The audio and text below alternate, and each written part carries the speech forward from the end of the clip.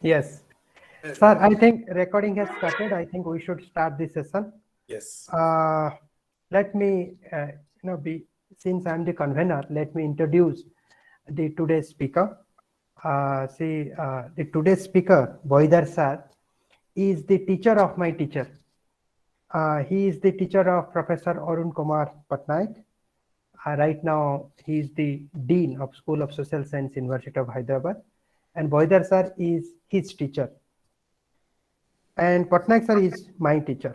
So he is one of the best mind of Odisha political science fraternity. He is a known figure in Odisha. Presently, he is a visiting faculty in the Department of Political Science in Ravenshaw University.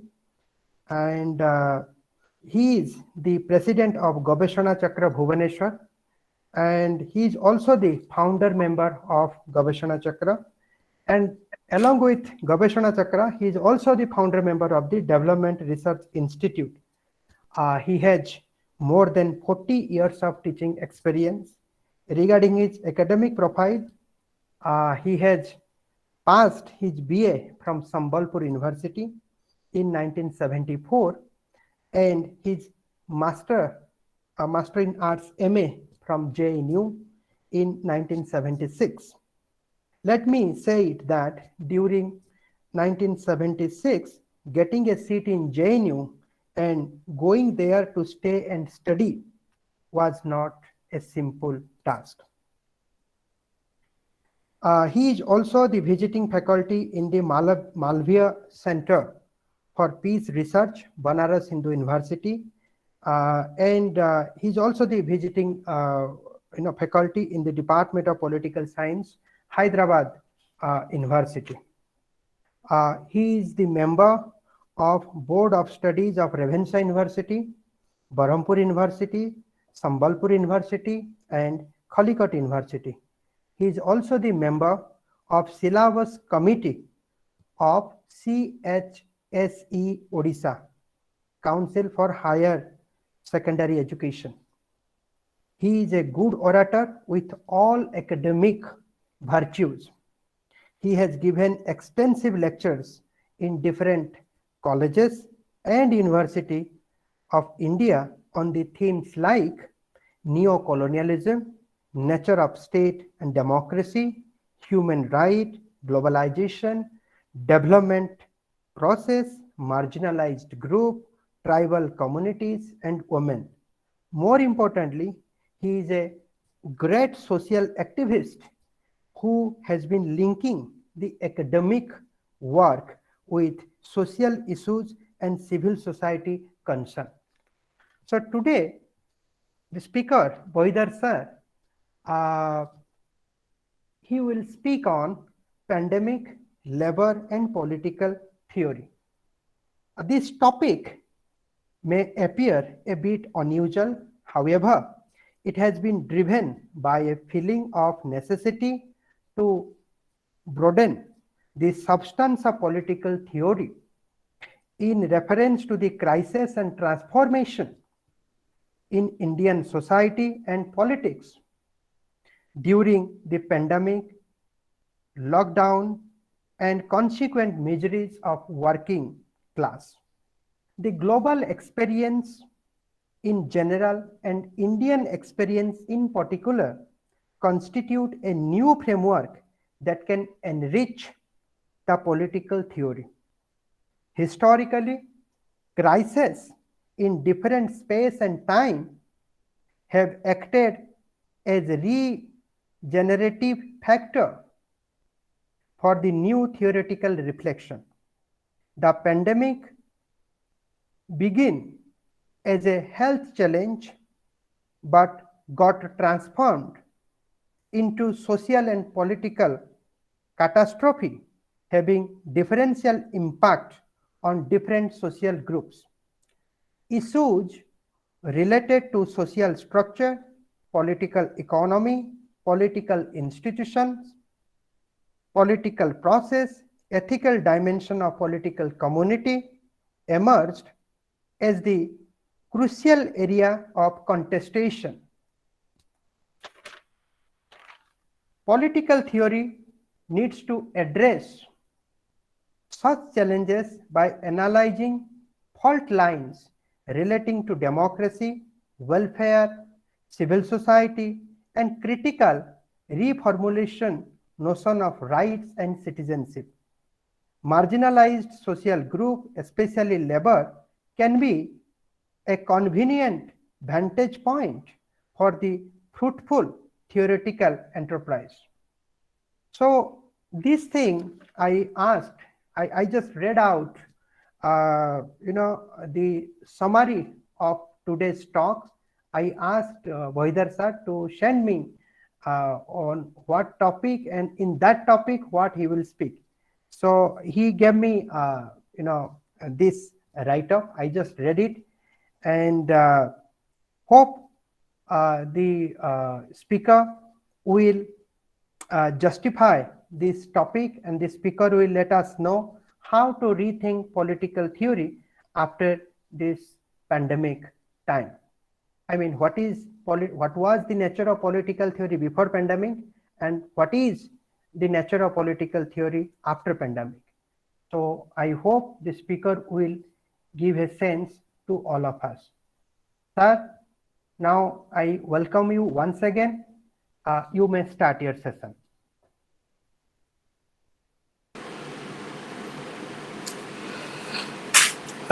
Thank you, Professor Himanshu Mishra, for giving me this opportunity to address students and teachers of your university and different colleges. And when Professor Himanshu Mishra approached me to speak in a series of webinars, in fact, I didn't really know what to do. He has invited so many speakers, and so many are yet to be invited. So many different kinds of topics must have been covered very fruitfully, very profoundly. So I was, in fact, at my wit's end to choose a topic. Then I thought that India is passing through a very unprecedented period of a pandemic, the age of pandemic, one like which I've never seen in my whole life. And this period of pandemic resulting in lockdowns, especially the first lockdown, had presented to all of us images of real India, and in fact demystified many of our notions about India, about its politics, about its democracy, about its development process, about its social structure, its culture, and so many other things. There have been fault lines existing, but largely concealed. But the fault lines which already existed now became conspicuous. It was for everyone to see. It was for everyone to reflect upon. It was for everyone to ask questions. It was for everyone to, air their views. There have been agreements, disagreements, debates among the social science community on the nature of the pandemic, its impact, the lockdown, the impact on different social groups, especially marginalized groups, the nature of state policy, the approach of state to the people, the approach of state to the management of the pandemic, and the approach of state to labor, because I have highlighted labor in my theme. It opened up a Pandora's box full of questions. And these questions are reflective of the time in which we live. I was tempted to think about political theory at a time like this. I have no finished answers. I have not developed any theory myself. But I have felt that the time is ripe for further enrichment of the substance of political theory. Political theory has emerged very creatively during the periods of crisis faced by human beings in different places and different times. We know about the Greek political philosophy, which emerges at a time when the Greek society and politics was undergoing a decline, a crisis. Innovative ideas, innovative theories, philosophical ideas normally emerge as creative, transformative responses to the challenges of a particular time. If a time creates new challenges, poses before the social scientist new challenges, then social science theorizing becomes more and more critical, analytical, and creative. Creative in the sense that it contributes to the development of new theories, new philosophies, new ideas, new reconceptualizations of already existing concepts. To my mind, as a student of political science, I prefer to call it politics rather than political science. I have problems with ideological problems with political science. So I call myself a teacher of politics. I call myself a student of politics rather than political science. To me, politics is a much larger category than the term political science. However, I'm not getting into that. But I just mentioned it because of the presence of a large number of young students who I expect not to follow the beaten tracks, not to accept given things uncritically, but to interrogate everything, challenge everything, contest everything, make arguments, look for facts, look for evidence, examine and re-examine whatever passes by the name of truth. And if possible, establish new truths, create new knowledge. That is how knowledge grows, a discipline grows, a civilization grows. Imitation, memorizing, cramming up, copying don't help the process of creative knowledge. And let me expect from all the students present here, you are all quite bright students, quite curious. You wish to know, you wish to learn, and you wish to contribute as well. And to contribute to the development of theory and philosophy, you have to be very critical, very reflective. Just don't take anything as given. Don't accept any text as truth, any authority as truth. Whoever might be the scholar, whoever might be the thinker, whoever might be the teacher, whoever might be the parents or whatever, you must question. And an opportunity to question presented itself during the time of the lockdowns. It's very ironical. The period of lockdown created a human crisis. Human tragedies, human miseries kept growing. And when human tragedies and human miseries keep growing, it is the responsibility of social science scholarship to stand up to the challenge, to interpret, to examine the emerging realities, to make sense of that. And to make sense of that, one must conceptualize, one must theorize. Theory building is something that takes place in a given framework of time and space. The political theory that we learn is something that has largely developed on the basis of the Western experiences. I'm not saying that political theory has been fully preoccupied with Western experiences. It has also responded to issues which don't even concern the white men. For example, the question of race, the question of colonialism, the question of indigenous cultures and civilizations in different parts of the world.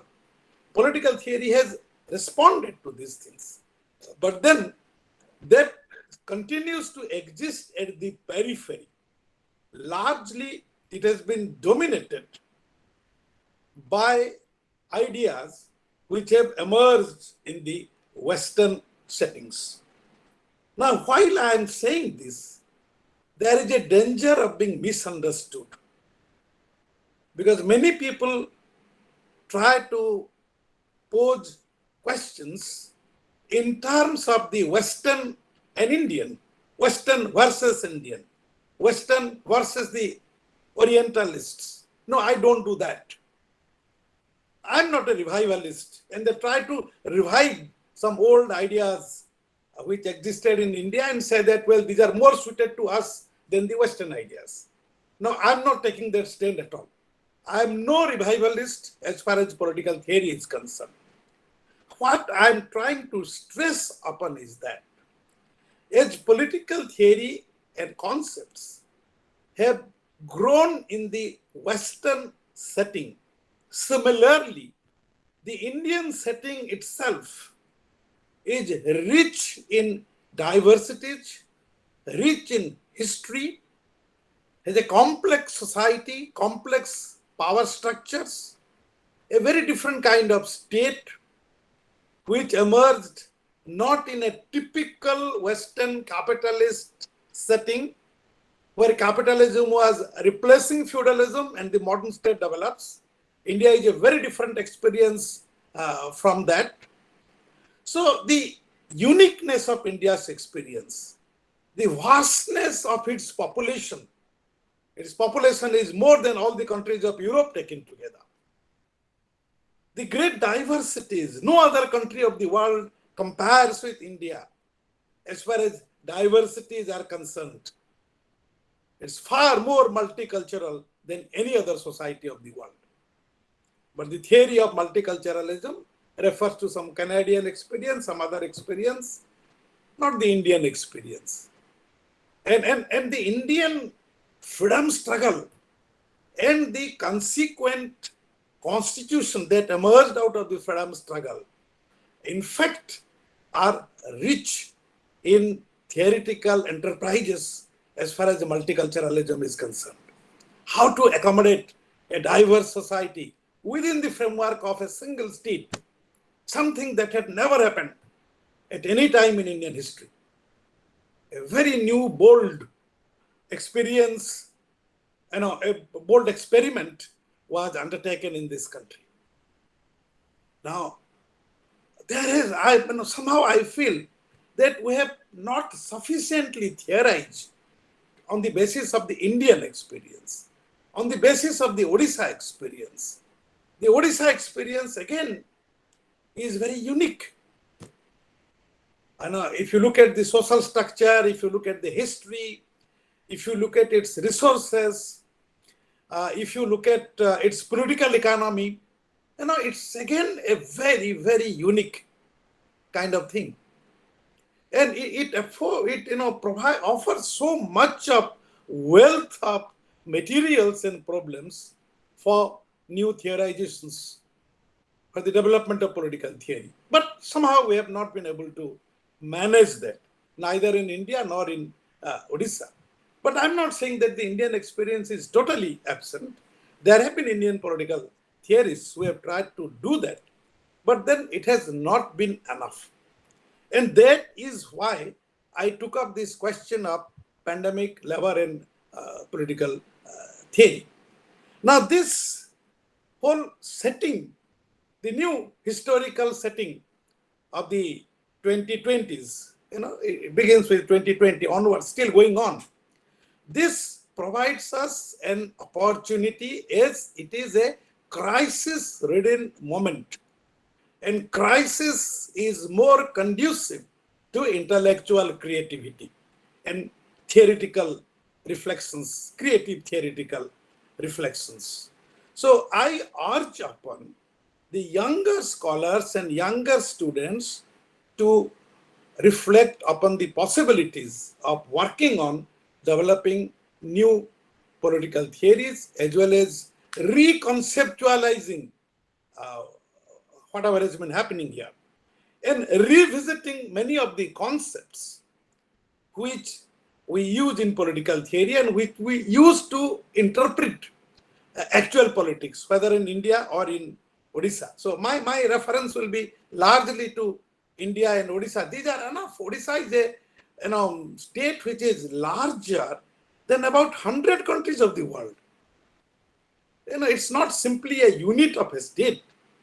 Well, constitutionally it is, but then if you look at the dimensions of Odisha, look at the population, twice the population of Australia, twice the population of New Zealand, and so much of diversities, so many tribal groups with their language, culture, social diversities, linguistic diversities, geographical diversities.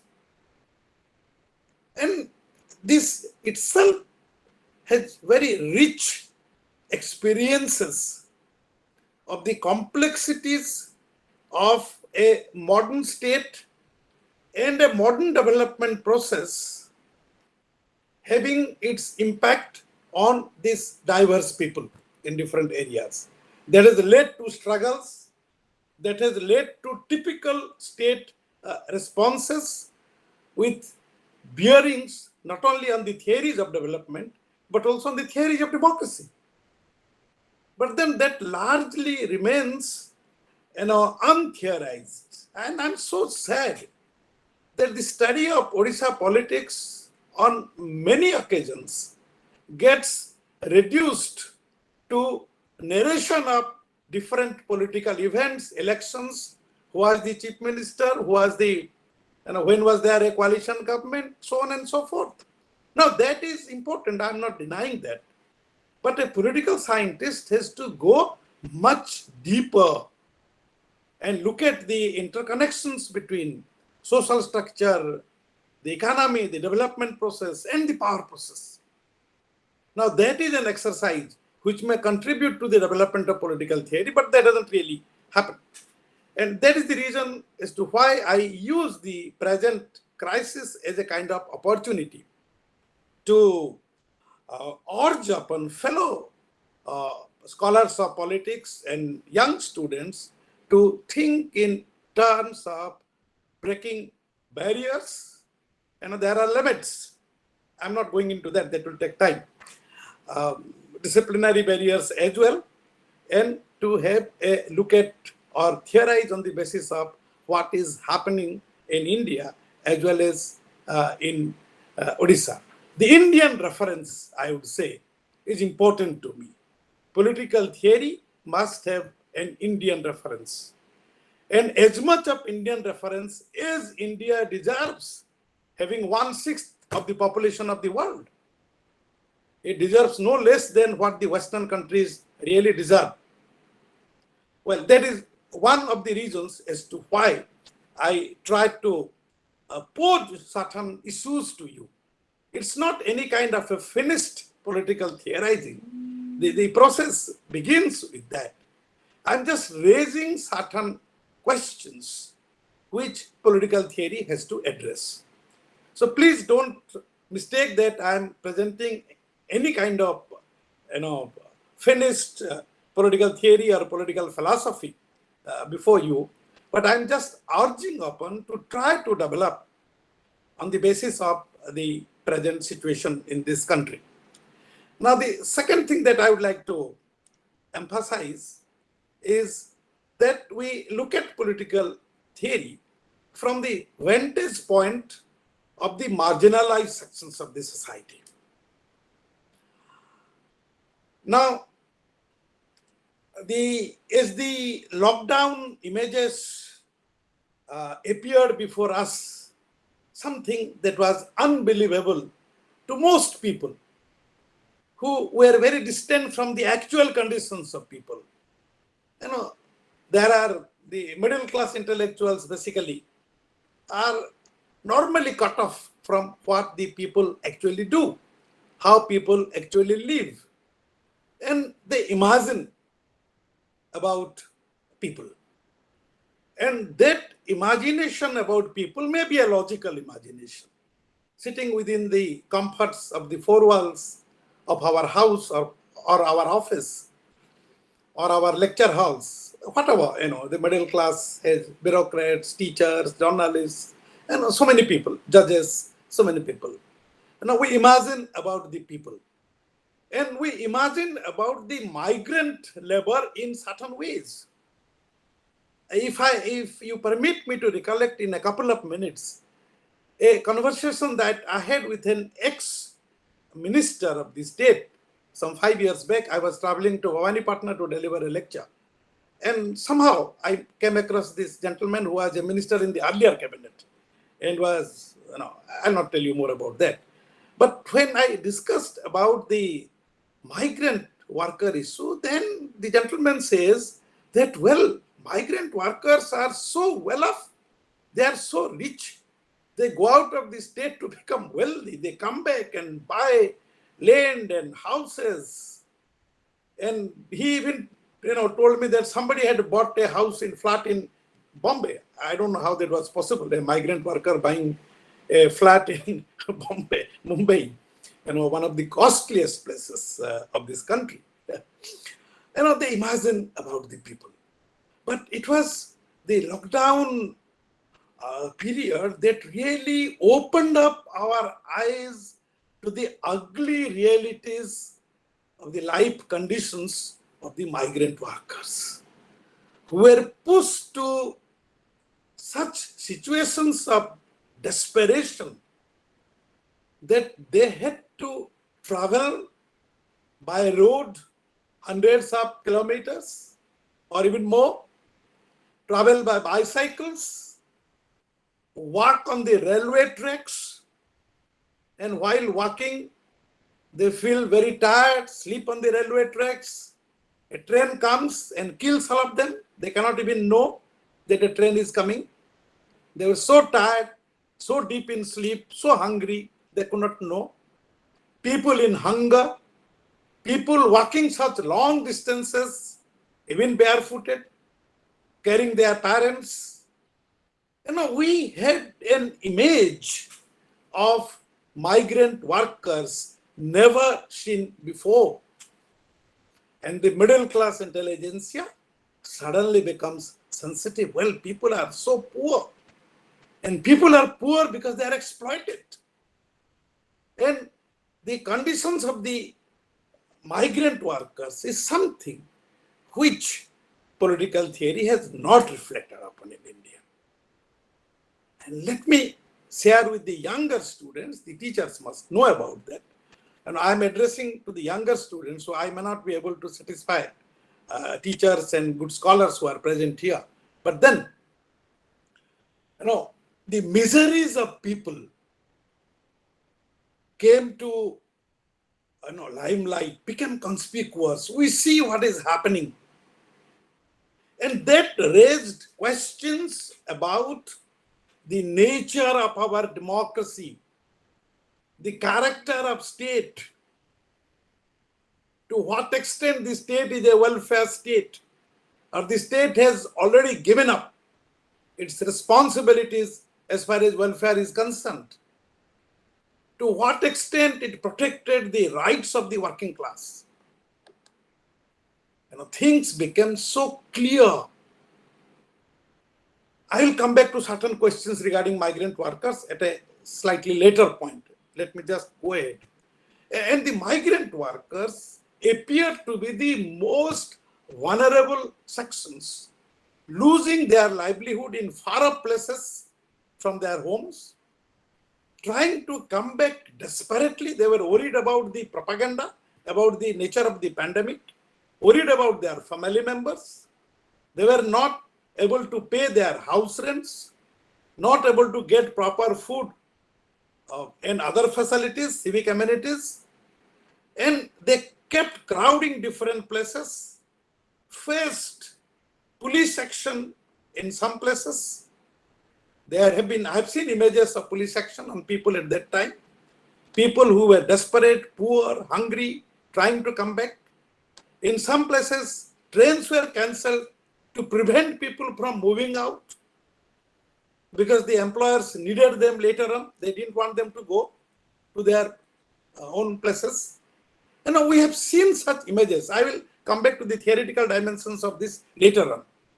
And I urge upon you to change the vantage point from which to look at state and development.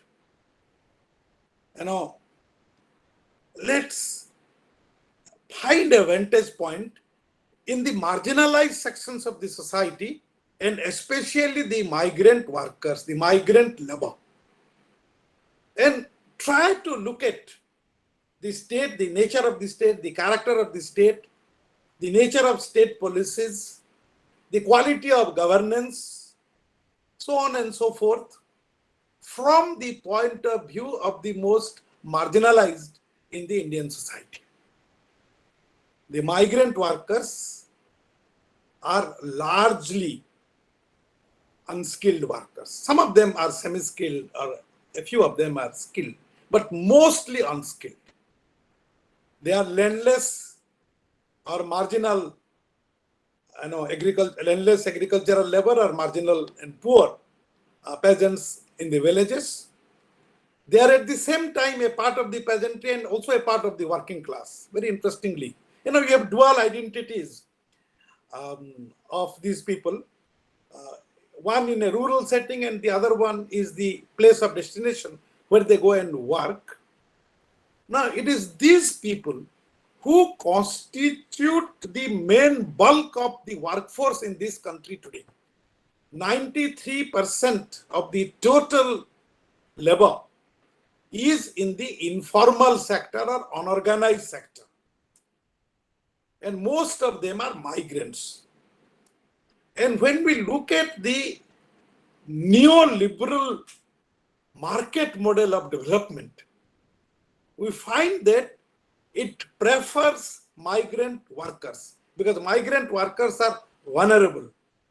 They can be exploited without resistance. It's so easy to exploit them and they will not resist. So they depend more on migrant workers. In Odisha, we see Bengalis, Biharis, Marathis coming and working. And if you go to those places, you see Odias going and working there. No one likes to engage people of their own place because it's not very easy to control them. It's not very easy to exploit them too much beyond a limit. So the neoliberal market model requires this. And this is being pursued with the active support of the state. This raises new questions about the relationship between state and market, state and the corporate sector, state and the working class. And if you remember the images that you have seen during the first phase lockdown of the working class and reflect upon political theory will be very different.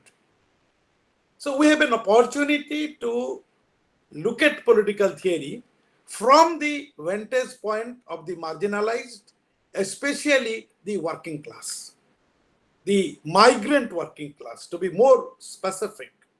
But it's not only the migrant working class, it is all daily wage earners and daily income earners whose livelihoods were just devastated, who come from the nearby villages to the towns or even stay in the towns and buy vegetables and rice after earning something at the end of the day. Maybe a hawker, maybe a footpath seller, maybe a worker somewhere.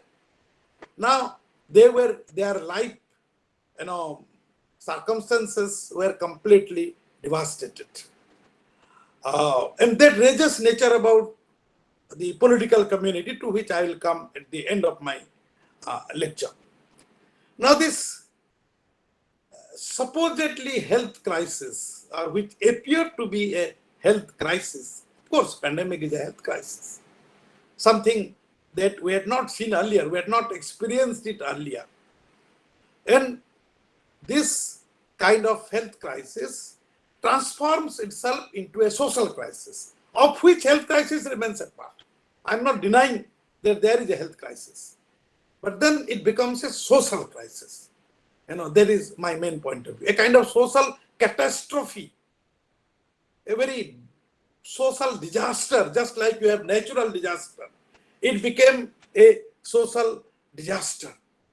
And as it became a social disaster, it had impact on our social structure, on our political economy, on our state institutions, practices, policies, and so on the one hand. And on the other hand, this gives us an opportunity to look at the social structure, or look at how social structure, along with the pandemic, was responsible for this kind of a devastating effect. How the political economy of neoliberalism, how the development process, designed by the neoliberal corporate sector, with which the state is enmeshed. The state is a part of that. Power relations and production relations come together very, very close. How the existing political economy, that is how the existing pattern of relationship between power structures and the market economy impacted the lives of the working class. That's extremely important. And that can be a very substantive area which political theory has got to address. It has to take stock of the development process as well. What kind of development process we have designed for ourselves, we are experiencing, and what is the impact of the development process? How is our democratic system working? Are we really enjoying rights? Are we really enjoying freedoms of different kinds? What is the notion of freedom here? And then you have the social structure based on caste, based on gender. And it was noted by all those who tried to study the impact of the lockdowns. They admitted that the impact of the crisis was not the same on every social group. It varied. Women were worse affected than men. Indian studies and studies worldwide have highlighted this fact, that gender, which is a basis of social inequality, influenced this crisis. And gender was not created by the pandemic. Gender existed earlier. Gender inequalities have been inherited and have also been reproduced by the political, social, and economic processes in India. They continue to exist. The fault lines continue to exist, social fault lines on the basis of gender and caste. And most of the working class, they come from the lower castes. And the different castes of people had to bear the brunt of lockdowns in differentiated ways, not in the same way. There was a myth propagated at the beginning of the pandemic. Well, disease spares no one, disease is the same to all. Death is a great leveler. Everyone is the same. Well, friends, I don't agree on that. Whether it is death or it is the disease, the sickness, the impact of both of these were very different for different classes and different social groups. The marginalized classes and social groups which suffered from malnutrition, lack of proper food, lack of proper amenities, were more vulnerable to disease and death in comparison to those sections of society who earn a lot and are able to buy themselves good food, live in better conditions of life, can afford expensive treatments. For them, the disease and death both were less unkind than the poorer sections of society.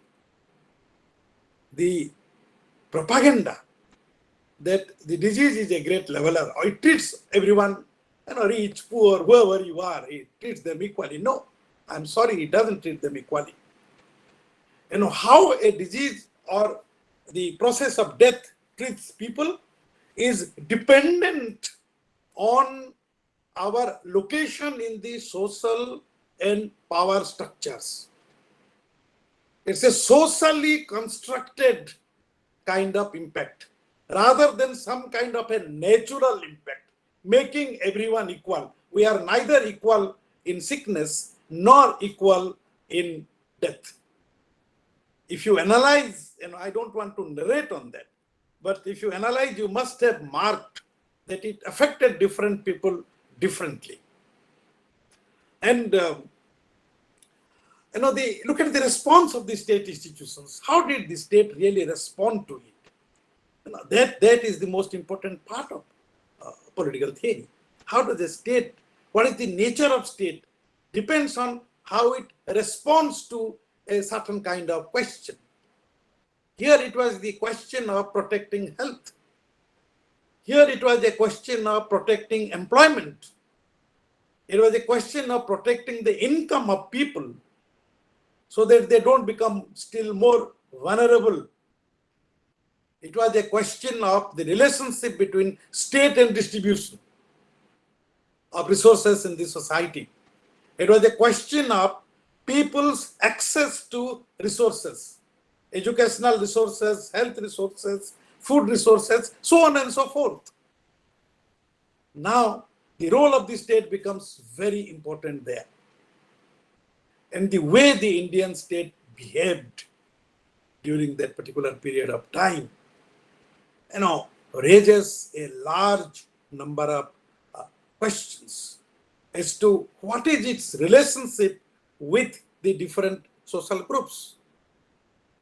And a very facile assumption of liberal democratic theory gets tested here. What is that assumption? The assumption is that the state is a neutral institution. It's a neutral arbiter. There may be social groups and classes. Yes, they are. They have their own interests. But the state, the liberal state, is something which responds to the social conflicts in a very neutral manner. Did the Indian state respond to the crisis in a neutral manner?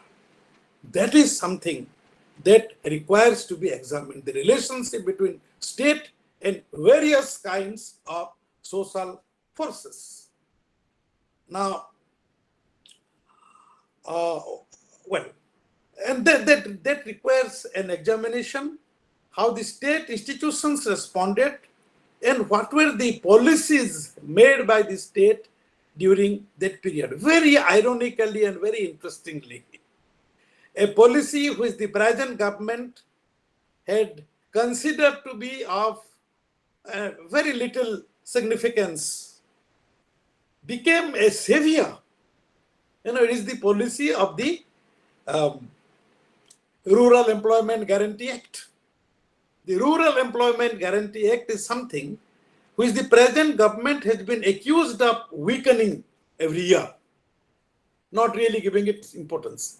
But suddenly during the pandemic, that became a kind of instrument to provide some kind of income, some little bit of employment. I won't call it employment really, nor a proper income. It's a very small, scanty amount, very insufficient, very dishonorable.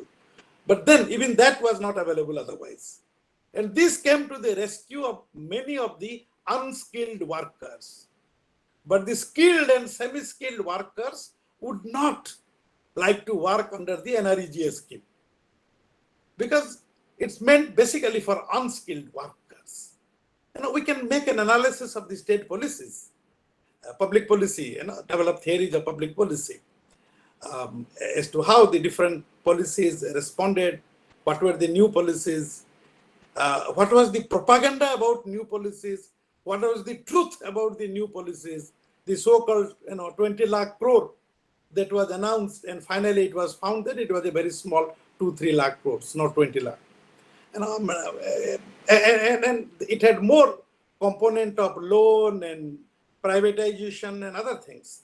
And policies were such that they encouraged more of privatization rather than providing relief, employment, or providing cash to the people. So how does a state respond through its institutional mechanism and through its policies to a situation like this? Because that is how we evaluate the character of a state, whether the state is a welfare state or not. One can raise very serious questions about that. Of course, I have always claimed that the new liberal state is not a welfare state.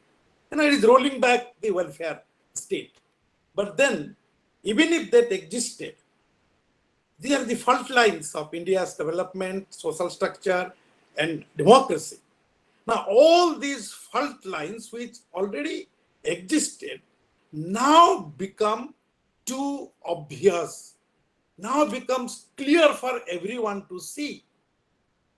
The pandemic could not hide it anymore. They were on the surface.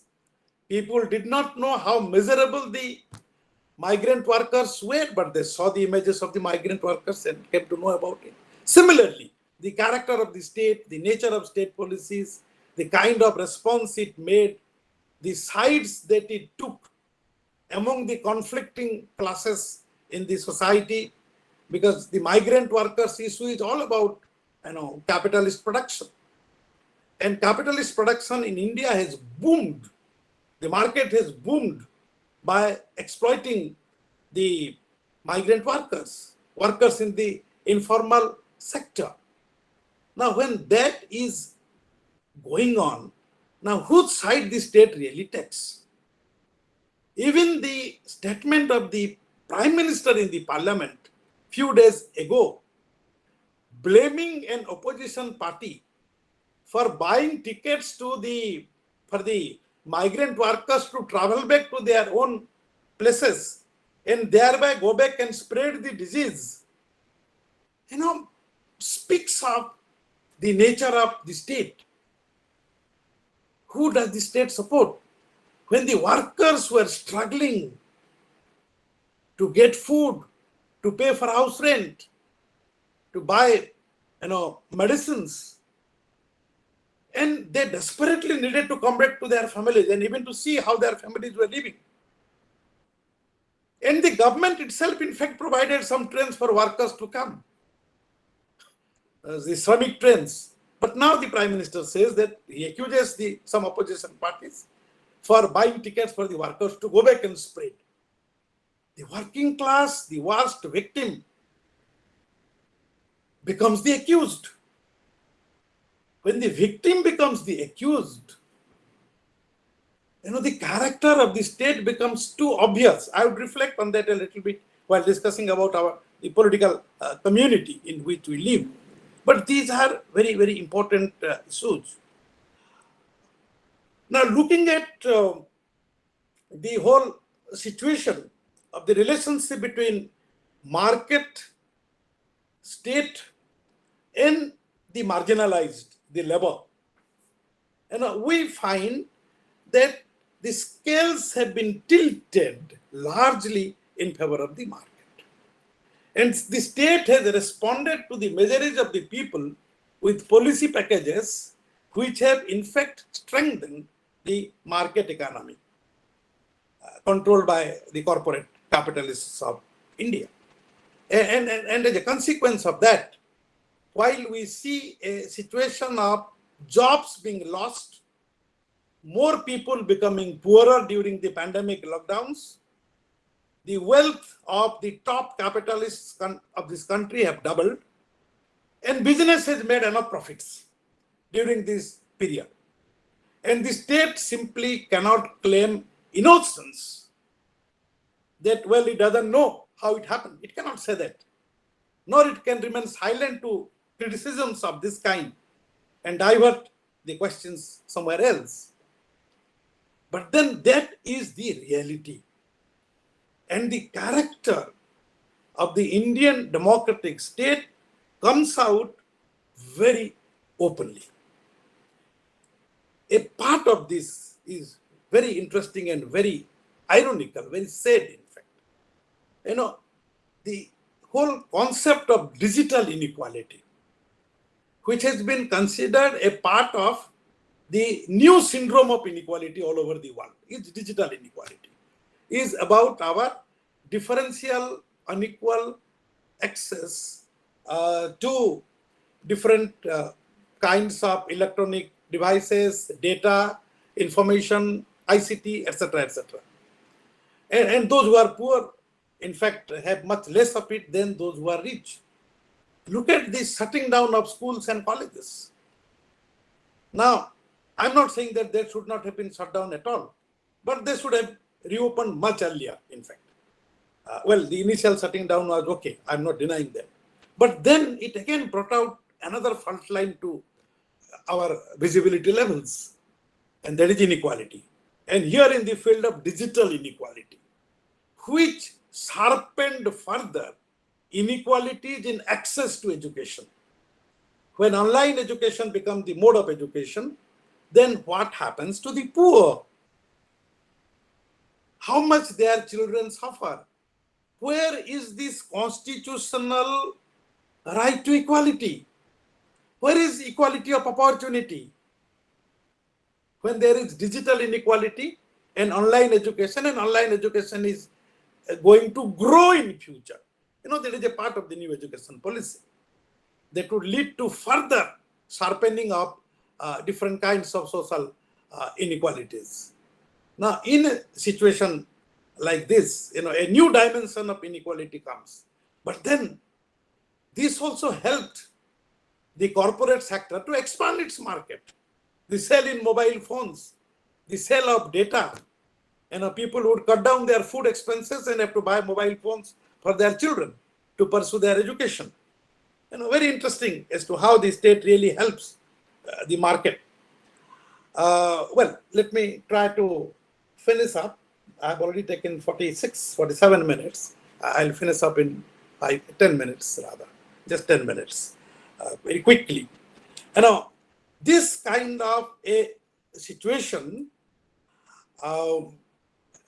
in fact, poses challenges as far as understanding of the nature of democracy goes. What is the nature of our democracy? Is it a liberal democracy? Is it a secular? Liberal democracy is necessarily a secular democracy.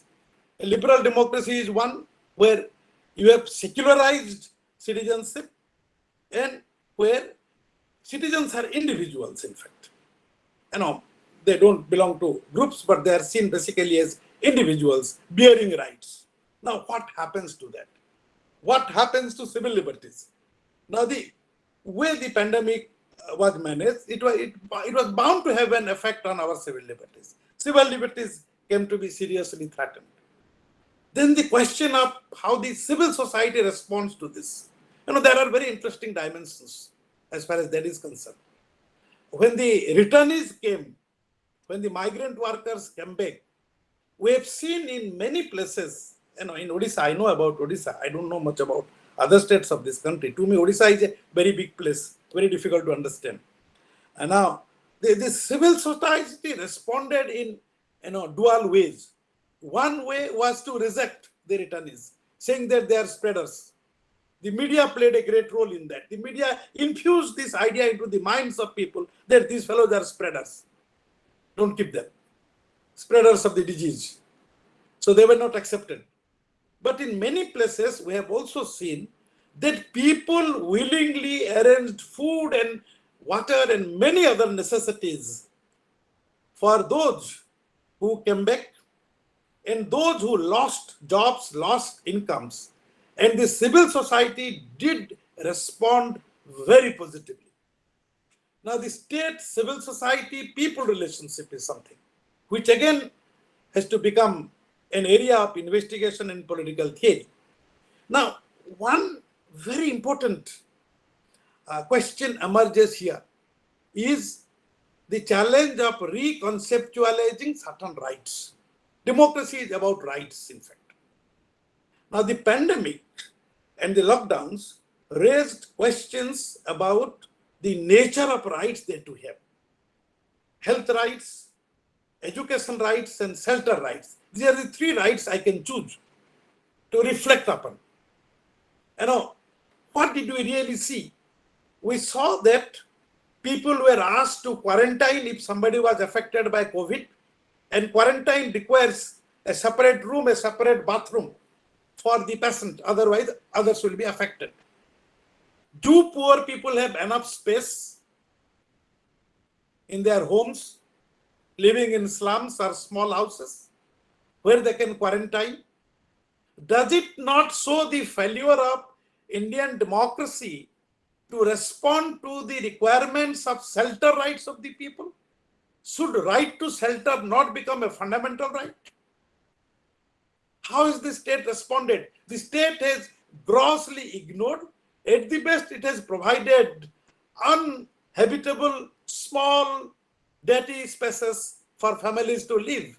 And how do you handle a pandemic when you require a separate quarantine for a person affected by that? The right to shelter requires to be redefined and accepted as a kind of basic human right. The right to health is the most important. You know, what did we really see? One was more vulnerable to COVID if one's immunity levels were low, and immunity levels are low because of our nutrition largely. We do not get good food to eat. And then expensive private treatment is not available to the common people. There has been privatization of the health sector. Now, this raises questions about whether health sector should be privatized or should be the responsibility of the state. It raises questions about the public health sector. And I was tempted to reconceptualize the right to health as equal right to quality health. When I say quality health, it means good food, pollution-free, environment, and curative facilities, hospitals of excellent standards. And when I say equal, it means that irrespective of your economic status, every citizen has equal rights, no privatization. And how can one have good food and a good house? It is possible if people have enough income. And how can people have enough income if they have no employment? So, equal right to quality health, if we qualify right to health as equal right to quality health, it actually becomes a basket of rights, not simply one right, but a whole basket of rights that you can think about and explore open. That can be conceptualized. We cannot just in an abstract manner, many of the rights are formulated in very abstract manners, right to health. But right to health doesn't really tell us anything about the nature of health, nature of the health right. Similarly, the right to education. And the right to education again requires to be reframed similarly as health right, as equal right to quality education, which means same kind of schools and free education and high quality education. That would not have caused the kind of educational crisis that we saw during the COVID period. That would require a kind of redesigning of state policies and reorienting the character of the state. It has to shift from the neoliberal model to some kind of a welfare model. It has to shift its focus from the big capitalists to the common people. Where is the state's commitment, seen? Is it seen as far as the corporate big capitalists are concerned or the common people are concerned?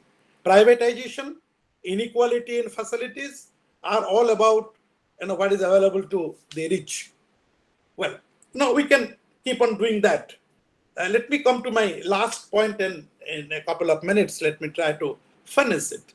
That is about the nature of political community that we have, and the ethical dimensions of political community. The ethical dimensions of political community is something that political philosophy and political theory has been preoccupied with all through the ages. That is the most important thing. What is the nature of conflict in society? Do people cooperate among themselves? How are people really related? How does the state looks at its own people?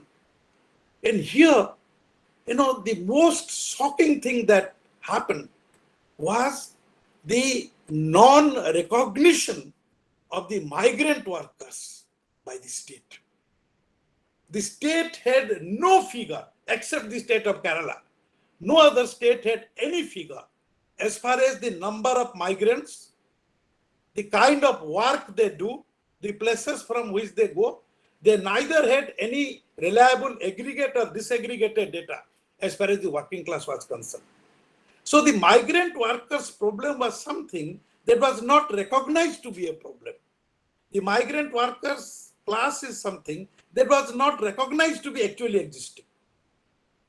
And they suffered from, differentiated, discriminated citizenship rights and facilities and so many things because of this.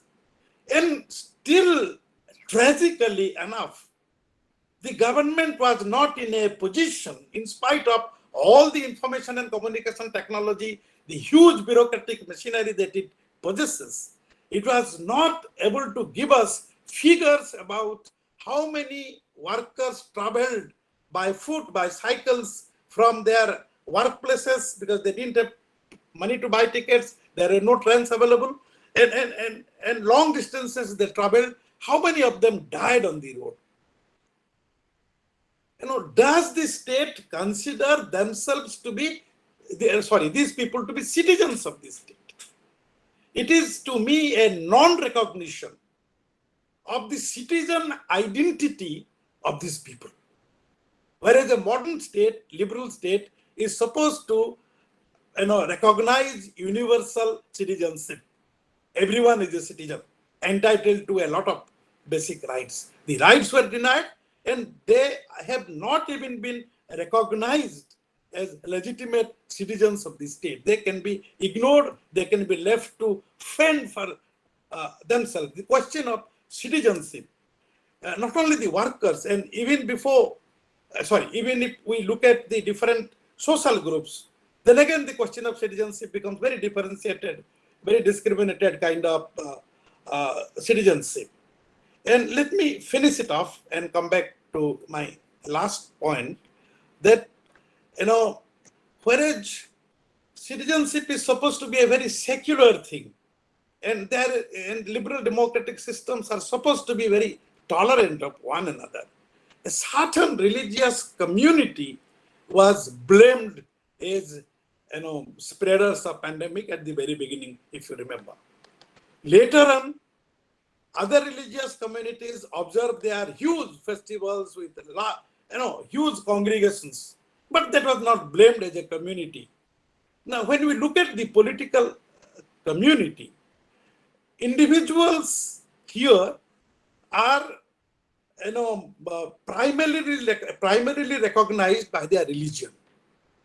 The notion of secular citizenship or communal branding of people on the basis of their religions by powerful political and other forces, where the state remains a spectator, doesn't intervene, doesn't try to assert itself, refuses to assert itself is a very important question.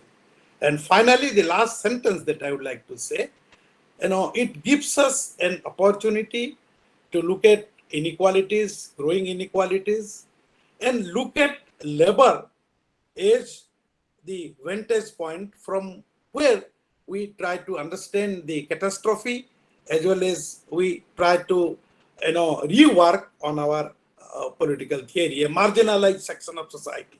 The dominant neoliberal political theory and liberal political theory as such have been looking at these issues from the point of view of the propertied class, legitimizing private property, legitimizing inequality, legitimizing profit and continuous accumulation, but whether we can change our vantage point.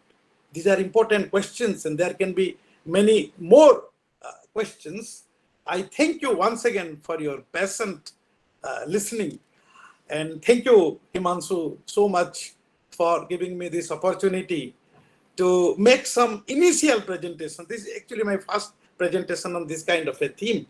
I have not yet worked on this, but thinking of doing that and encouraging others to do that as well. Thank you, Himanshu, very much for this. So thank you, sir. I know I don't think that this is a new topic. We have been questioning the nature of state, and as a student of political theory, we know that theory is not a static. There are new practices, and looking at those practices, we need to check the validity, reliability, and objectivity of the theory, and primarily we do research for that. So nothing is new, everything is there, but in new situation, we need to think, and if possible, we can bring certain changes in the theory. That is the research requirement. Yes, sir, you are very much true. I don't think that there is something called ideology here. We have also experienced the similar thing. I personally, I was a COVID. I lost my mother, and then I was about to die, and I have seen how doctors were behaving, and how medical. Those who were selling medicine, right, medical store, and how they were taking money from us. So we have seen different kinds of marginalization. Yes, your points on labor is quite valid. I don't have any objection to that. Okay, you in your presentation you said that the pandemic has exposed the nature of the state, and market has got the benefits of pandemic, and laborers are the victim, and state in fact has not stopped market, rather than state helps the market. And in that situation, how to understand the nature of Indian democracy, whether we will accept the liberal nature of Indian democracy, or we should add some new terminology to the existing nature of Indian state. Now, you have also mentioned how rights has been wrongly handled in the during the pandemic. So I think these are the realities we have just faced, and right now I welcome some of the faculties are present with us right now, and some of the faculties left. So the faculties who left, one is Dr. Rajashree Paris, he left, then Professor Vishnu Chaudhary, he joined, then he left. I think Professor Gyanaranjan Swain is with us, and Professor Shyama Prasad Guru is also with us, and Dr. Manashi Mahanti, she has done her PhD and PDF. PDF, I think, with Arun Patnaik in Hyderabad University, and I know her. She has worked on migrant laborer. So I will come to Dr. Manashi Mahanti later. So let me welcome Professor Shyama Prasad Guru retired professor, Sambalpur University, to give his observation or comment on this talk. Guru sir, please. Sir, you have to unmute yourself. Am I audible, Bijay? Johar, Professor Guru, Johar. Johar, Johar. अरे तुम्हें केने थिलो कान करूचो तुमर किछि देखा नाही खबर नाही किछि केनता अछो तुम्हें हैं ठीक ठाक अछो तो हां अच्छा अच्छा बहुत दिन पर तुमको देखु छ बहुत दिन पर अच्छा अच्छा so thank you very much Bijay for your excellent presentation and deliberations on this topic. It is an in-depth analysis of contemporary socio-economic and political problems that beset all of us throughout the world. It is not merely a problem of India. It is also a problem, identical problem of almost all the societies of this world. You have diagnosed the problems, their roots, very concretely and realistically. I agree with you. So far as the diagnosis of the roots of the problems are concerned, these socio-economic and political ills and evils that afflict us today. In the process, no doubt, the diagnosis is very excellent, realistic. But what is the solution for it?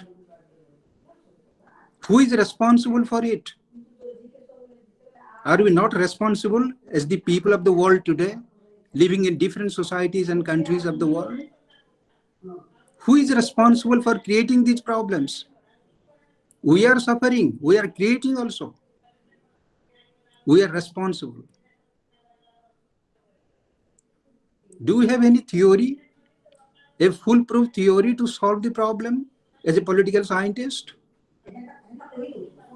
No, I do not have any answer to it. We have different political ideologies, different models of state. And you have casually mentioned and recommended for a welfare state to solve the problem. Are we not a welfare state? Is not India a welfare state? Is not America a welfare state? Is not China a welfare state? Every state of this world claims and professes to be a welfare state. Welfare policies are being made and implemented, but benefits do not go to the poor and the downtrodden. That is the problem. Who is responsible for it? You identify the state and its power structure as the miscreant for this problem, for the sufferings that the people of different societies of this world experience. But who manages the state? Who elects the representatives? Who constitute the government? Who make policies? Are we not responsible for it? So unless we change ourselves, unless people of the society change themselves, they moralize themselves, they humanize themselves, I think there is no solution to this problem. The problem is a perennial problem that has been initiated from the very formation of the society, the first society of this world. And it will continue till human beings live on this earth.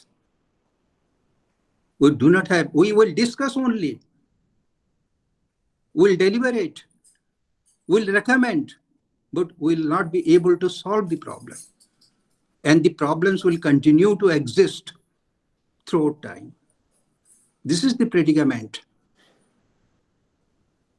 So if at all we have that intellectual capacity, we must design a foolproof model. Come forward with realistic solutions, not merely to give lectures, so that the people of this entire world will be benefited. Therefore, the basic problem is humanization of the human being. The members of the government are human beings.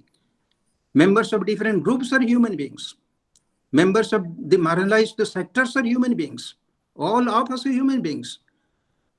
Society is composed of human beings. Though unless human beings change themselves, they humanize themselves, they make themselves free from corruption and selfishness, there will be no end to this problem. The problem will continue to exist. This is my perception of the problem.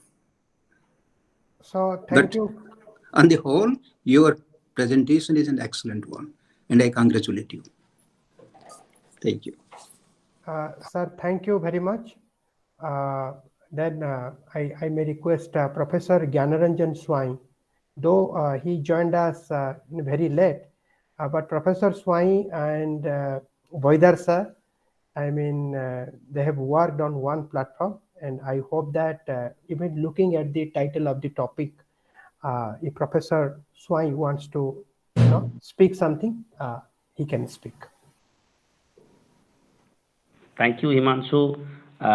Actually, it was a surprise that you asked me to speak on the lecture, but unfortunately, I missed the major part of the lecture and joined very late. So it would not be very, wise to speak on the lecture.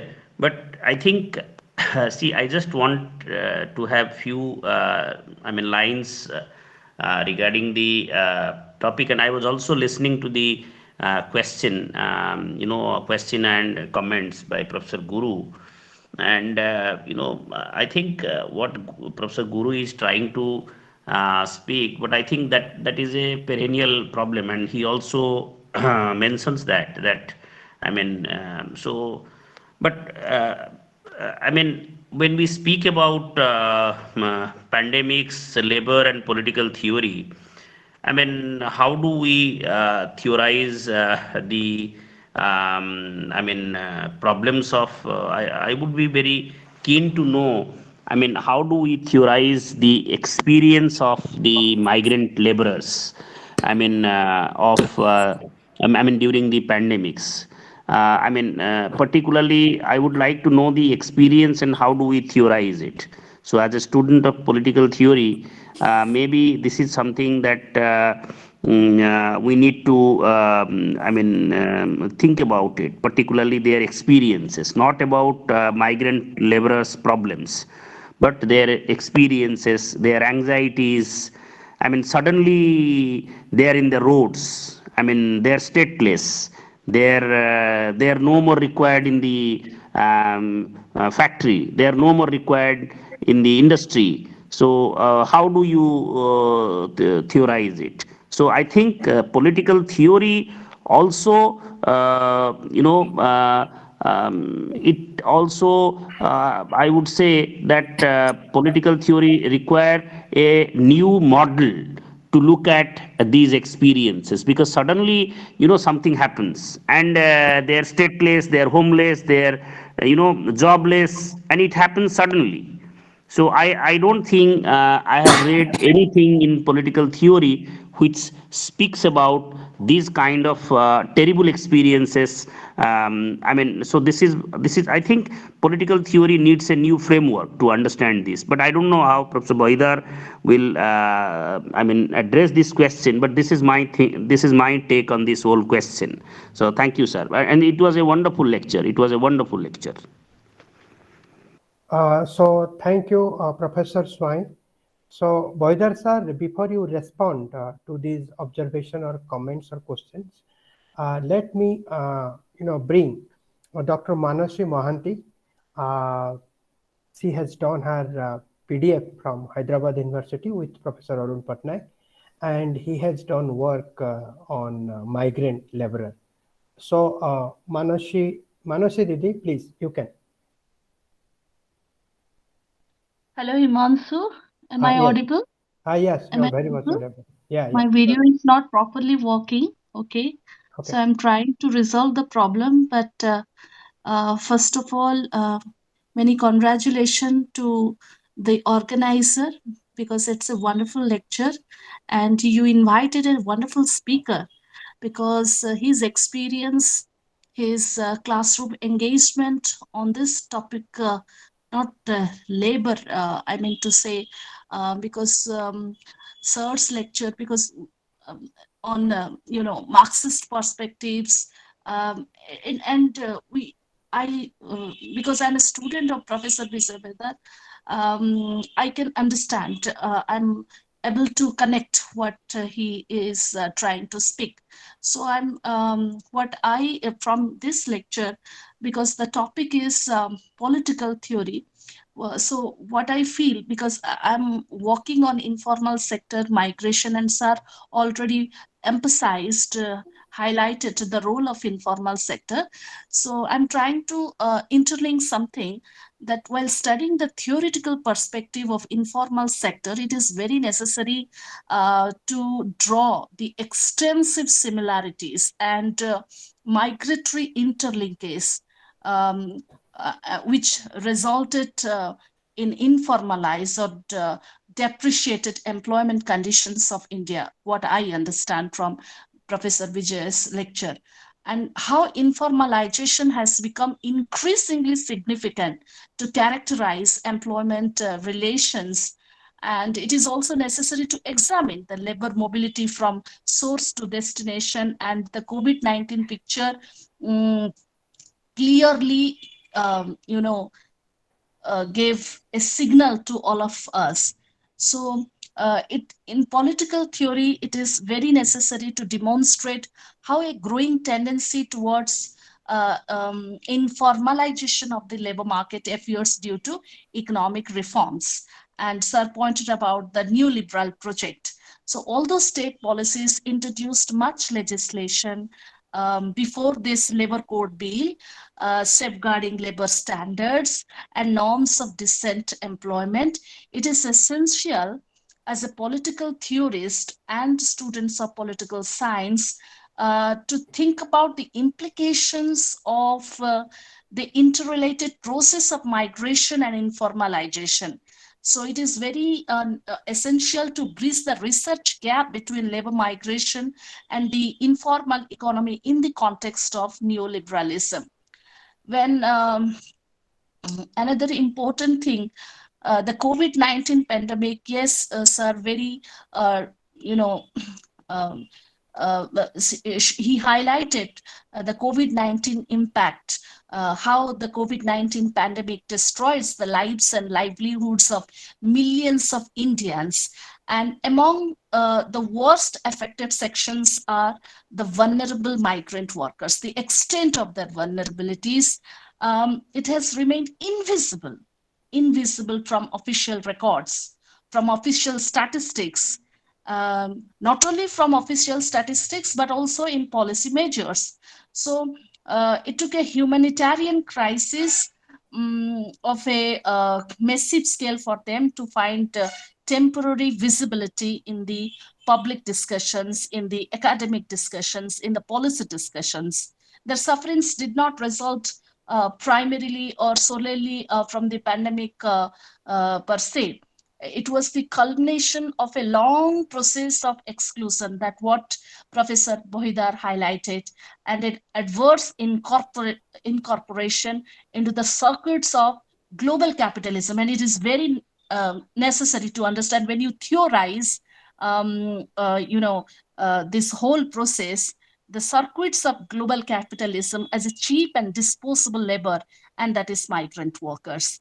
The neoliberal economic policy, they have created a livelihood crisis for the rural, for the agrarian based economy, and very limited options that labor has in the non-farm economy, which is mostly in the informal sector or informal economy, with very low wage of income, low earnings, and um, uh, and insecurity, without any kind of basic social security. The vulnerable migrant workers are the unacknowledged foundation of India's integration into the circuits of global capitalism. It is necessary to theorize this whole thing from this perspective. The crisis that faced by a large section of the working class during the pandemic period. What Professor Bohidar highlighted, the journey of migrant workers from their source, from their destination places to the source during the pandemic period when everything closed.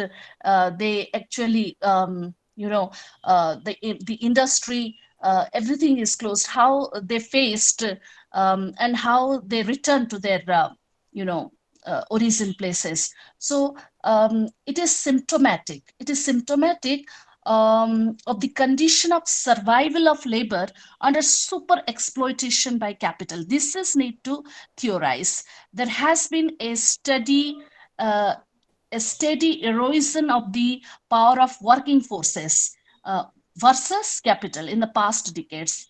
And you should accept it because it is a process that continued unabated even during the pandemic period. So, except from a range of supportive measures that strengthen the livelihood of the migrant working class, safeguards their socio-political political economic rights, and minimize their exclusion from state-sponsored welfare schemes, because Professor Guru pointed out, is this welfare economy? So a recognition of the structural nature of employment crisis of the Indian economy, that would be required to address the present vulnerability. And my study, my whole thesis, the journey began with the Jan Bremann's reference. So I'm trying to, if is it possible? Will you allow me to give another 5 minutes? So I will complete the whole lecture. What's the relevance of Professor Bohidar's lecture and how we theorize? Is it possible? Can you give me more 5 minutes, or I just No, I think you just try to finish it because Professor Bikram Kesari Jana is waiting. He will directly ask. Yeah. So that is my whole point, and what I theorize from my thesis, that is before pandemic period. Okay, my thesis, I completed it. So what I feel, what is the alternative? Okay, so Professor Guru pointed out what is the alternative. So what I see, um, the implication of overall labor migration and the relations with informal sector and state policy, how it reflects strengthening the informal labor market and contributing new challenges in research. So because there are various constraints against collective activism. The joint offshoot of disintegration and segment of labor, unionization hardly seen in the informal economy, and the character of state policy, it holds the neoliberal agenda, which damps the trade union's power by reducing the resistance to market reforms, enlarging flexibility, strengthening the informalization of work. So in order to satisfy capitalist interests, the state bans in the special economic zones, subdues labor cost, grows social security, helping beneficiary of private capital. So it is necessary that the trade unions, which confines themselves exclusively to organizing only formal and permanent workforce, but fails to extend mobilization in the new economic sector where most workers are informal and migrants. So the contradiction between the formal and informal workforce, the fragmentation of unions on a political party lines, and the state patronage divides the working class, which weakens the trade union movement in India. And you can't deny. So it is so from my study, it reinforced Antonio Gramsci's contention by highlighting the heterogeneity of political actors, that one class could not challenge the whole hegemonic power. Try to understand.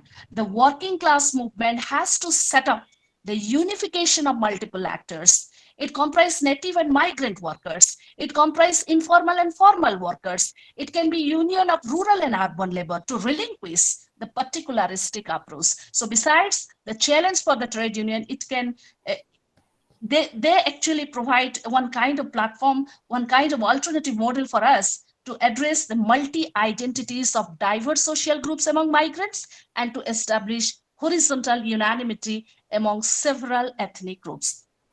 Okay, so that's So, it. We okay, will thank you. discuss. Okay. Okay, thank you very much. Now, That's what I the whole like the implication of the whole lecture, what I understand the relevance and how we theorize, because it gives a it's a thought-provoking lecture, and it gives a guidance to scholars of political science how we theorize pandemic, migrant labor, and informalization of economy. Okay, thank you very much. Thank you, Manasa Didi. Now, I may welcome Professor Bikram Kesari Jana. Are you there, sir? Okay, maybe he's not there right now with us. Now, Bohidar sir, you please respond to these observation or comments. I'm really. Can you hear me? Hello. Somebody wants to. Okay. Let me intervene. Bohidar sir, please hold on. Okay. Professor Jana has joined with us. Yes, Professor Jana, you can. Thank you so much, and thank you the organizer in such a wonderful lecture of Professor Bohidar. Sir, I would like to just add some of very meaningful observation during your very fantastic and holistic approach of political theory related to pandemic and labor migration.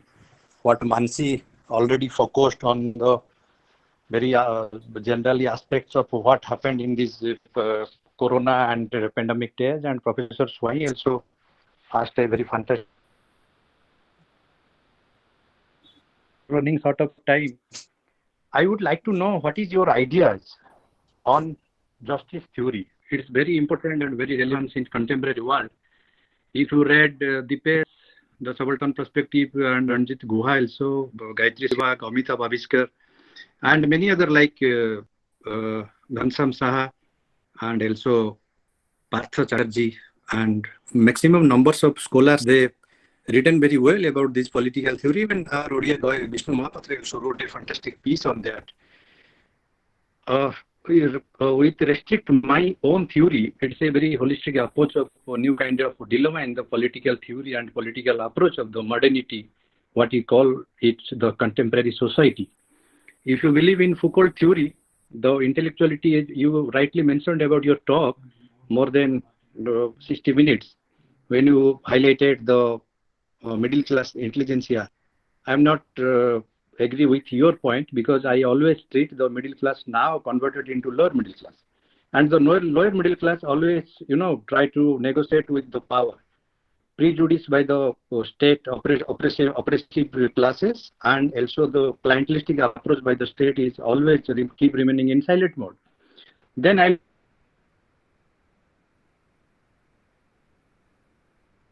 will come to my theory, the justice theory of contemporary. On particular need. L4 stands for land, labor, leader, and liberalization. C4 stands for communities, content, and corporate. What Habermas always try to advocating the Frankfurter School founder member. And then MQ means market, media, and monopoly. These are the corporate monopoly all over the world when sensitizing the entire journey of capitalistic, what Mansi said. And GQ, government, globalization, and goods. Goods means here, quote unquote, natural resources. These all are the public questions, sir. I would like to some of your inputs and your light on it. Thank you. Thank you so much. And thank you, the faculty of Political Science, Revansa University. Thank you. So thank you, Professor Jana. Now Bohidar sir, now it's your turn. Well, I have already consumed so much of time, nearly 1 hour. I don't want to consume more, except thanking Professor Guru, my young friends Gyana, Manasi, Bikram Babu, for giving very critical inputs and encouraging remarks so that I can go on. But let me say that this is not a kind of finished theory that I have at hand. I am simply raising certain questions for political theory to evolve in a creative manner in the framework of the present crisis. That has been, my main argument, that we have to develop it. Now, answering all these questions will require, especially the questions posed by Mr. Vikram Jena will require another lecture. So I'm not getting really into that. But I'll just hint that our analysis of the present crisis would offer a relook at the theory of justice and may provide still more inputs to construct and further develop the theory of justice. But then getting into the theory of justice right now is just not possible. Now, Professor Guru has been very kind in his remarks. I'm so happy to see him after such a long time. But in response, I would just like to say that the welfare state, the nature of the welfare state has been very adversely affected by the last 30 years of neoliberal development. The character of state has changed with decreasing taxation rates on the rich, declining state revenues and state spending on welfare activities. Now, there are populist measures on which the state spends these days. The populist measures don't provide any kind of long-term solutions to the problems of people, but offer some short-term reliefs and are very useful in winning elections. So state and union governments, different state governments and union governments often take recourse to that. The nature of welfare state is something that requires to be reflected upon. But I'm not suggesting welfare state is an adequate kind of solution to the present mess in which we are in. We have to re-examine the character of welfare once again, and the kind of welfare state that had developed in India and that started sliding down in course of time with growing private expansion into various kinds of economic and non-economic services and activities. The welfare state has declined a great deal. And whatever the state does is not really welfare. It's some populist measures, some very short-term measures. But true, I agree with him. It's the, that brings us to, he brought us to a very ethical question about the nature of human beings. How do we think, how do we behave? Selfishness from our own positions, individual considerations, caste considerations, or we step out of that and look at different problems from the collectivity of the marginalized sections of society. And that would be the actually right way of reclaiming our humanity. Humanity can be reclaimed by looking at people who are much worse than us. Now, that's a very ethical question about the nature of political community that we have, and a very valid kind of comment that helps me to understand things much better. But I would disagree with Mr. Vikram Jena that the middle class has been converted to lower middle class. In fact, the middle class has expanded under neoliberal globalization. And the middle class has expanded and consuming more. And that, in fact, has been stimulating the market economy, stimulating demands for different kinds of new technological products, cars and mobile phones, new kind of computers, and so many gadgets and other things. And it is the expanded middle class which, in fact, is consuming and which stimulates demands, whereas the large number of people are declining. And all reports at the world level, the Oxfam report and the Global Inequality Report, etc., very clearly point out to the fact that India is one of the countries of the world where inequalities are developing very fast. The gap between rich and poor is becoming sharper and sharper. How does the state respond to it is a question for the future. Manasi, of course, she is a leading young scholar as far as migration is concerned, and I'm in complete agreement with all that she says. And that again has a reflection on the character of the Indian states. He talks about the global circuit of capital. It is not simply the informal sector which is located in that. The Indian informal sector is a part of that global circuit of capital. Now, the Indian state is also a part of that. And the Indian state is helping the integration of the migrant workers in a vulnerable position in relation to the global circuit of capital. And that is where, relooking political theory becomes very important. I thank all of you for doing that. But I would have liked to listen to the students, the younger generation, the youth, as to what they have to say on this, if there is time for that. At least a few of them. I think, sir, time is there. I mean, I don't have any problem being the organizer. But nobody has written any question except one, actually. Okay. Can I interrupt a little? Okay, Professor Jana, you can. Yeah. Okay, this is your last interruption. Okay. Of middle class. Sir, I am talking about these middle class.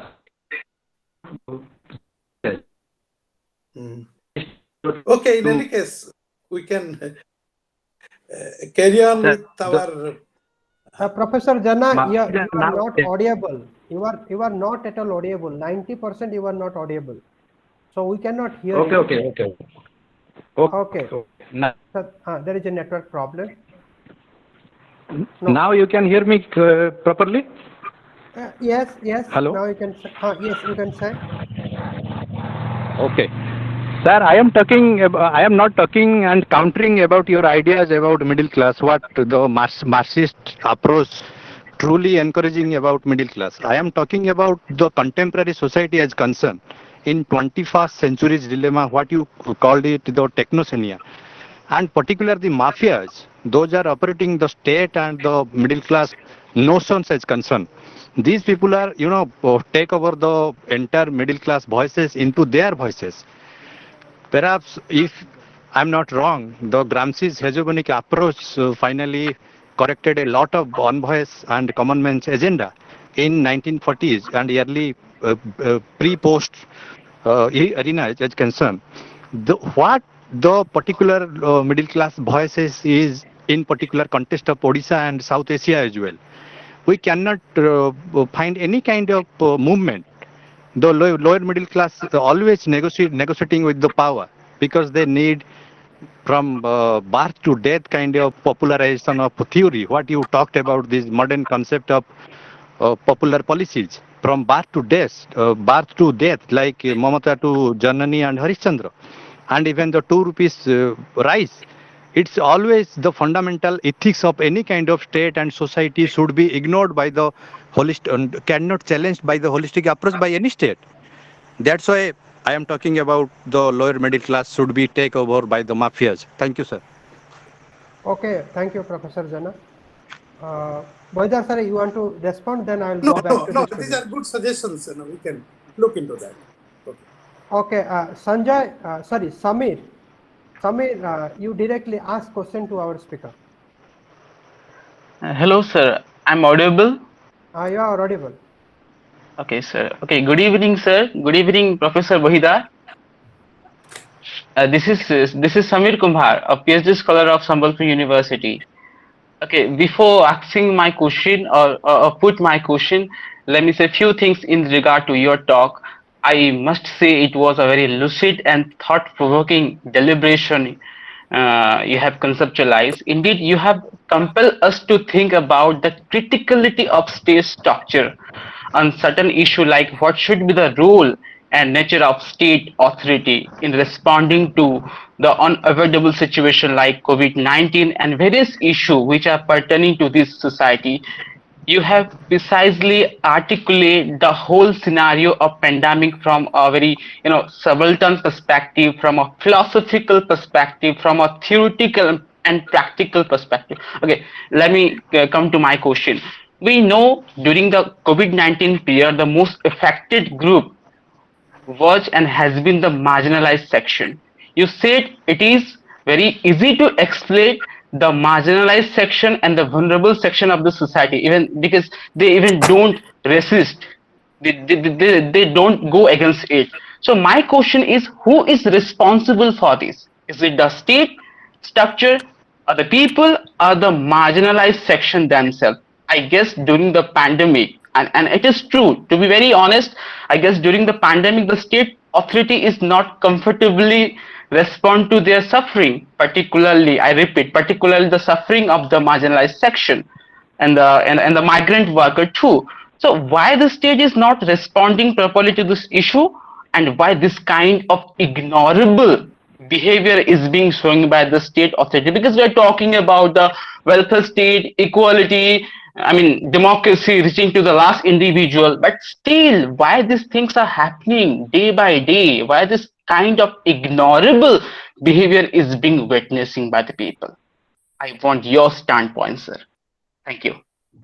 Okay, thank you, Samir. Now, Deepak Das, are you there, Deepak? You can directly ask questions to the Yes, speaker. sir. Yes, Okay, sir. Yes, Deepak, sir. please. Okay. Good evening, sir. And one thing, everyone claim their Marxism. And one thing I want to say this about Marxism: you can critique Marx and you can praise Marx, but you cannot escape Marx. One thing you all are remember my teachers, and I agree with my teachers, Bohidars, and all the points are relevant in today's society. The state is not doing.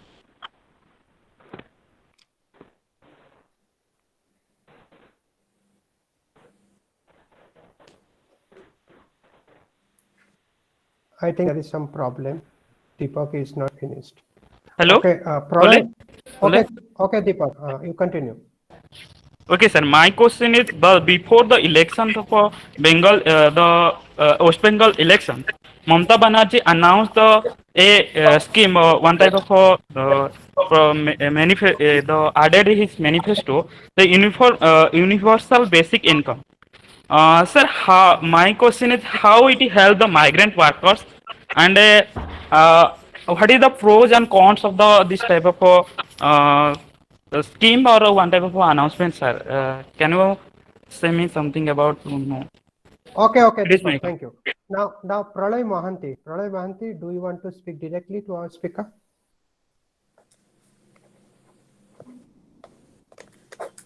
Pralay Mohanty, are you there? Then Yes, sir. Priyatama. Okay, Pralay Mohanty, you continue.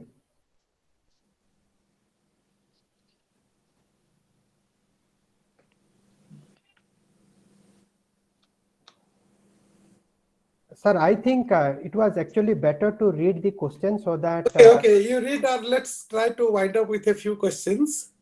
Okay, let me read the question asked by Pralay Mohanty. Okay. Sir, do you see the center and state cooperation during the pandemic? And the second question he has asked, how do we see the ashrama schemes of the central government? And then a question is asked by the Priyatama Malik. Okay. Sir, how do you look at the role of civil society, media, and the opposition political parties to address the issues of migrant laborers? So, I can take only this much question. Now we will listen to our speaker, then I will directly go to the vote of thanks. I cannot take any further questions. Okay, I think I'll be very brief. Not possible to answer all these questions. They require long time to discuss. So many very specific questions. But I'm really happy with the kind of questions which participants have come up with. Very valid, very excellent questions. The need to look critically at the state structure, Samir mentioned. And why is the state ignoring? I think I tried to provide an answer to why is the state ignoring. The state is not on the side of the marginalized sections of the community. If you ask me a direct question, that will be my answer. The state has taken a particular side. That's the question I raised about whether the liberal theory of state is valid in India. A theory that considers a state to be neutral to different kinds of social conflicts? And my answer would be just no. It's ignoring, not because it is casual, but basically because it is not interested to equitably distribute resources in the society among different sections, and it has been, the state policies and actions have been heavily loaded in favor of the big capitalists. That is the basic reason. Well, universal basic income is something that we are going to discuss a lot more in future days, but these are very specific questions. The federal question is something, I'm not answering the questions. There were conflicts as far as the management of the COVID was concerned between center and states on many issues. And the center has been accused, not without reason, of trying to centralize powers still more and more in an already centralized federation. The implications of this entire exercise, whether it is the working class rights, they are coming back to the states and center blaming each other, the shortage of oxygen cylinders, and so many issues. The availability, non-availability of vaccines, the various kinds of programs that the central government carried on, has not without any reason has accepted criticisms of violating the federal spirit, but more research is to be done on that. We can discuss on that on the basis of not simply political rhetorics and allegations and counter allegations and mutual allegations, but on the basis of solid data, which requires to be unearthed as far as that particular period is concerned. The civil society did in fact respond, because I was trying to understand the Odisha civil society's response as closely as possible. As far as the working class and their return home was concerned, more than the state, it was the civil society which was very active, which did attend to many of the calls from the working people in different places, and that took matters to the government, tried to sort out problems of transportation, travel, and various kinds of issues. The civil society did respond at the all Odisha level, and the civil society, which is not really very organized, at the grassroots level also did respond, as I told you, in both negative and positive ways, but rather in positive ways, when they tried to provide different amenities to the people who return from outside, the working class who return from outside, in spite of the fact that there were many local opposition to the return of migrant workers, fearing that they would spread COVID still more. And this kind of a fear psychosis was created by the massive media propaganda which was taking place. They were actually accusing the victims, in fact. The victims became the accused. The victims were the poor migrant workers. They became accused, which doesn't reflect on our political community pretty well. Thank you very much for your critical remarks, your suggestions, your encouraging statements, but this is just the very beginning of an enterprise. Thank you very much. So thank you, Bohidar sir. Now I think I must request my student, she is in our first semester PG, Niyoti Abhipsa. She is from Kendujhar district. I request her to provide our speaker a vote of thanks. Thank you, sir. First of all, I want to express. Wait, Niyoti, you can we see you? You just unmute your video. Okay, sir. Okay, sir. Thank you, sir. First of all, I want to express my gratitude to Professor Bijay Bohidar sir for attending the session and for imparting the amount of knowledge to us. As we all know that time is valuable for everyone, but it is more valuable for for the knowledgeable people like you, sir. We are thankful to have you, and we are thankful to you, sir, because you gave your time, your labor, and your knowledge to us. Sir, you were talking about the Indianization of political theory, and also political theory on the basis of Odisha and India. I think we all have listened you carefully, sir. All those PhD scholars and students, I think they will work on it, mm, and then. Before pandemic, sir, we all people were only interested in talking about. We were talking about the remittances. India is getting this amount of remittances because of the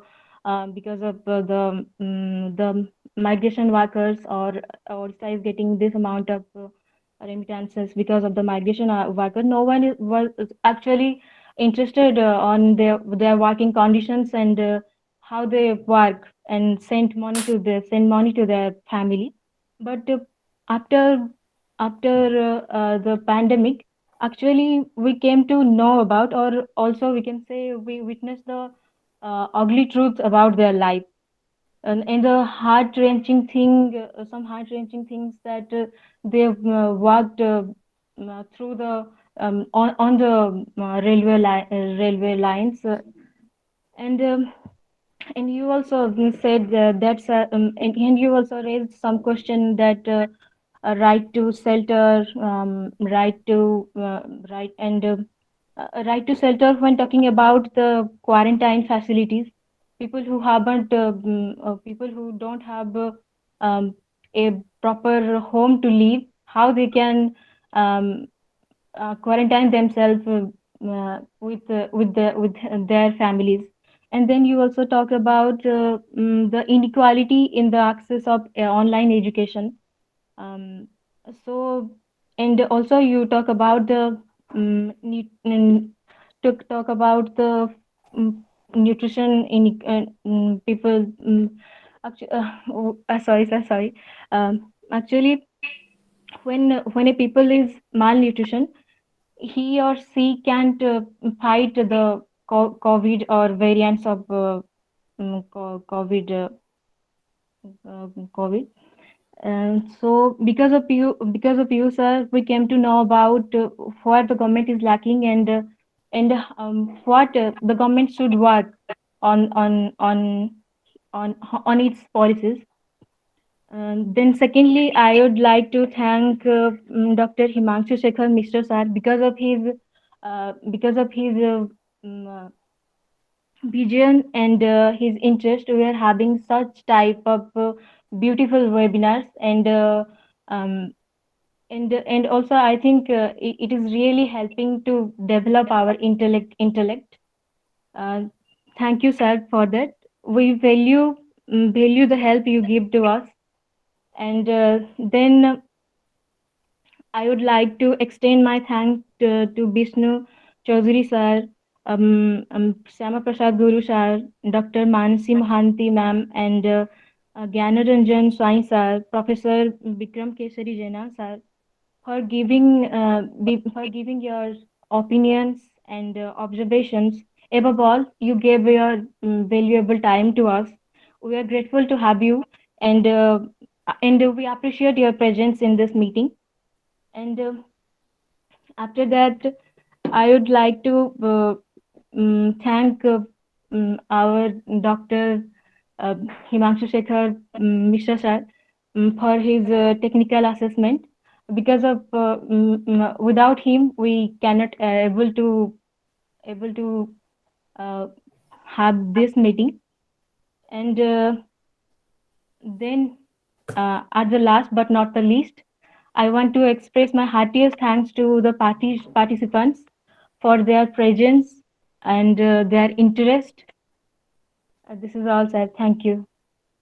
So thank you, Avipsa. And thank you, Avipsa. Thank you very much. I mean, she is our first semester student, and Good. she tried her best. Yeah, she shows a lot of potentiality. Yes, she shows.